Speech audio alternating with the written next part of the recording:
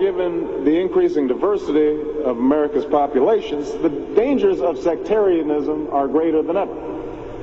Whatever we once were, we are no longer a Christian nation, at least not just.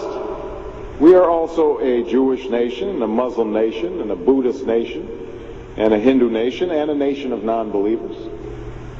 And even if we did have only Christians in our midst, if we expelled every non-Christian from the United States of America, whose Christianity would we teach in the schools?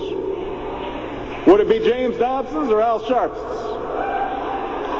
Which passages of Scripture should guide our public policy? Should we go with Leviticus, which suggests slavery is okay, and that eating shellfish is an abomination? Or we could go with Deuteronomy, which suggests stoning your child if he strays from the faith? Or should we just stick to the Sermon on the Mount, a passage that is so radical that it's doubtful that our own Defense Department would survive its application?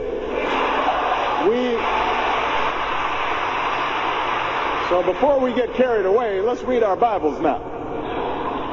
Folks haven't been reading their Bible. Which brings me to my second point.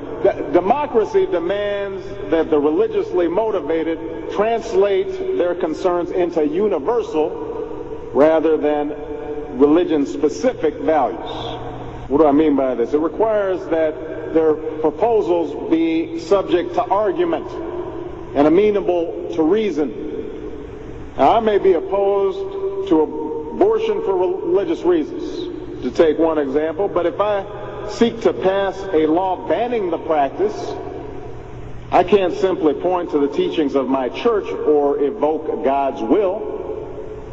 I have to explain why abortion violates some principle that is accessible to people of all faiths, including those with no faith at all. Now, this is going to be difficult for some who believe in the inerrancy of the Bible, as many evangelicals do. But in a pluralistic society, we have no choice.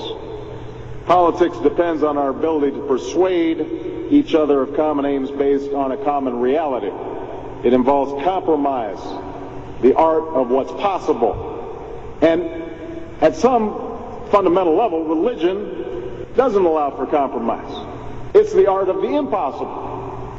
If God's spoken, then followers are expected to live up to God's edicts, regardless of the consequences.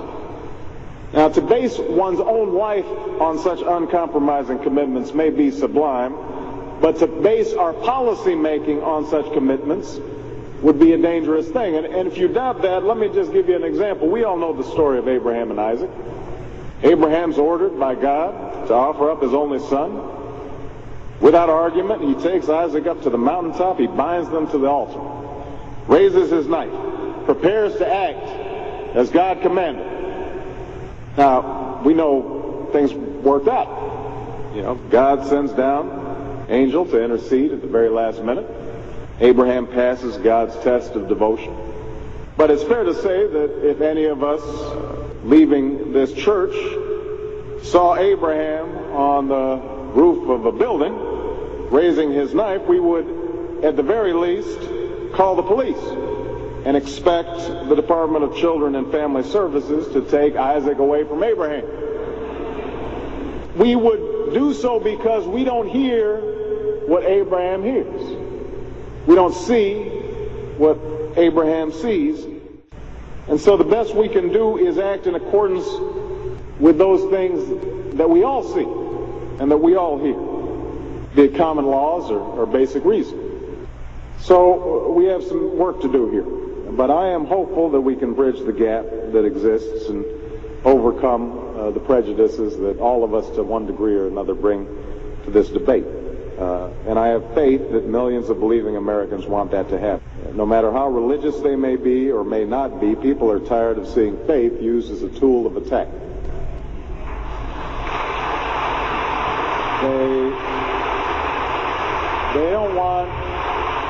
They don't want faith used to belittle or to divide, because in the end, that's not how they think about faith in their own lives.